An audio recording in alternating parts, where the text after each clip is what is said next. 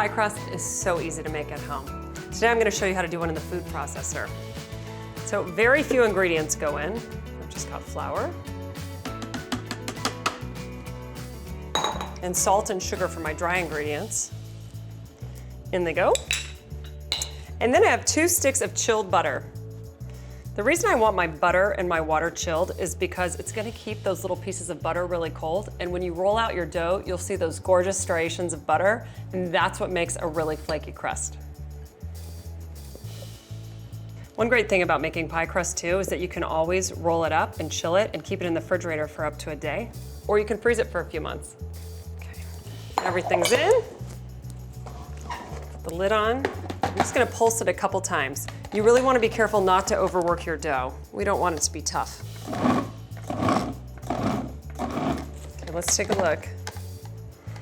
This is perfect. Can you see how the pieces of butter are just these little tiny pieces, kind of like small peas? That's what I'm going for. So now it's time to add some really cold water. You'll see here actually that I've just got ice water. That'll keep it really chilled.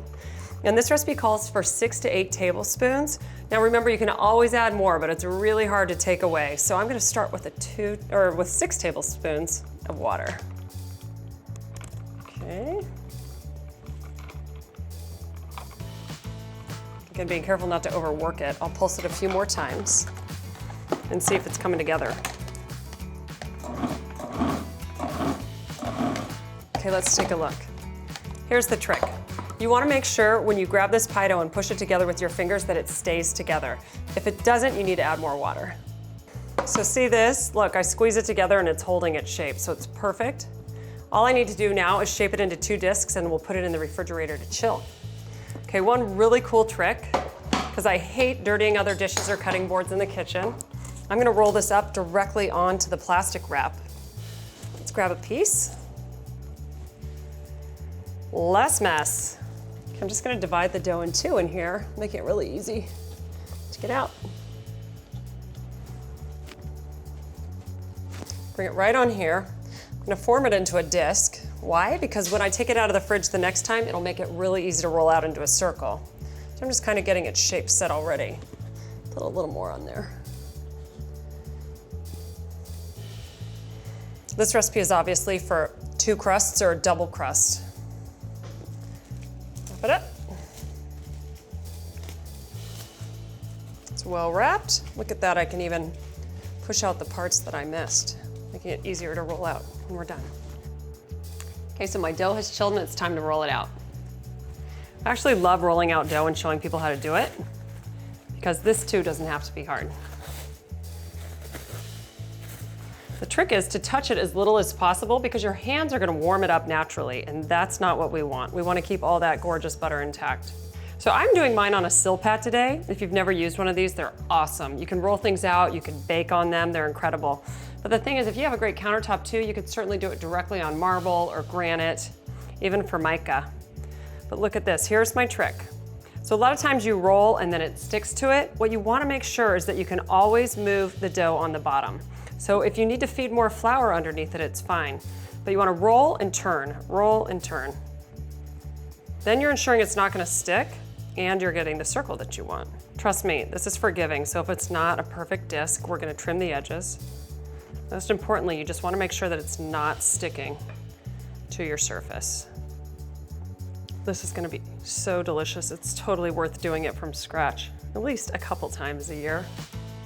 Look at that.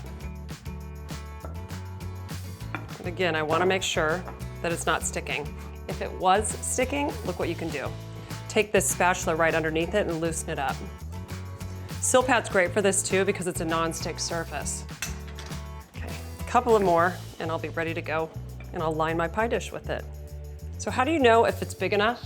Let me show you. See the pie dish right here? I just want it to go all the way to this edge. I'll trim it. So all you need to do is look at it like this and then figure if you push it down, you need a little more space. Perfect. So if you want to look really cool, let me show you a trick. It's actually a really easy way to drop it into the pie dish as well. You can just roll it around your rolling pin.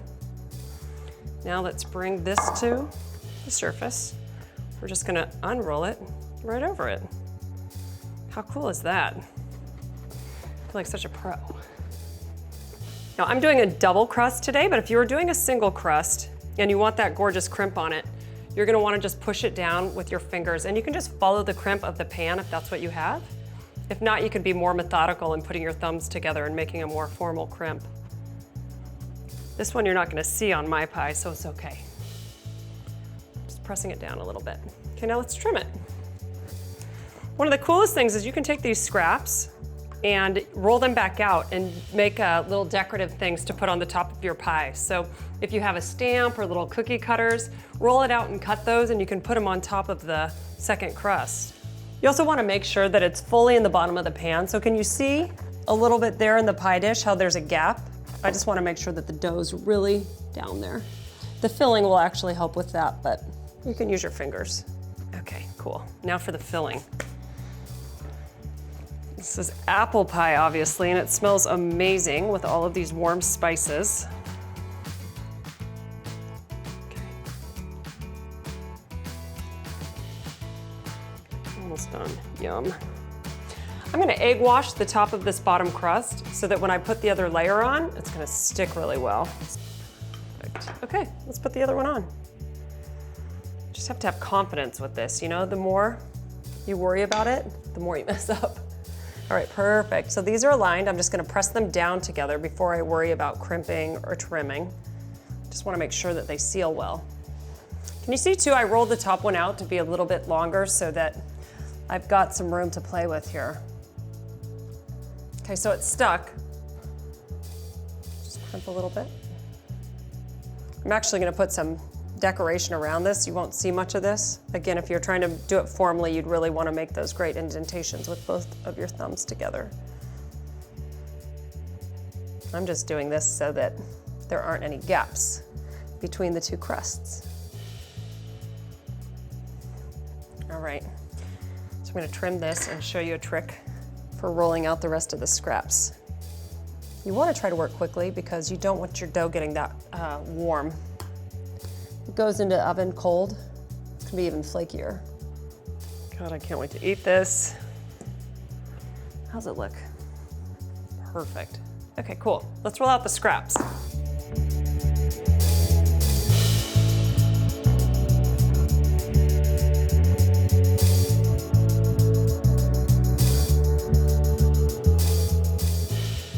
Now for the finishing touches.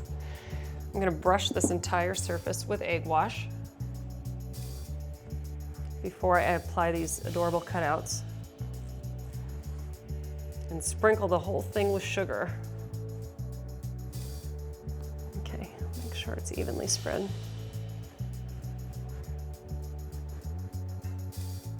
Perfect. Okay, let's put on these little appliques.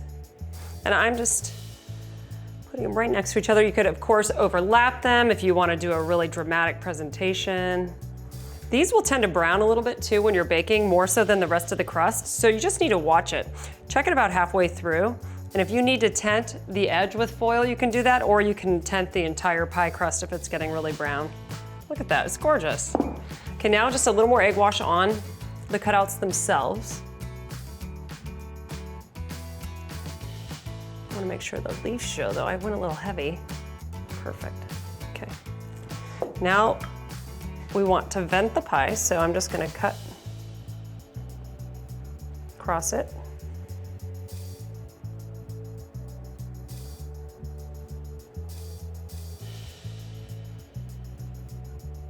Again, the colder your dough is, the easier it'll be to cut, so you could always toss it in the freezer for a few minutes if it's too warm to work with. Now for the good part, the sugar. It's gonna give it that little sparkle that's so nice and tastes delicious. Okay, it's ready to go into the oven. I'm actually gonna put it on a baking sheet though first in case any of those juices spill out. That way it'll catch it and it won't burn the bottom of your oven.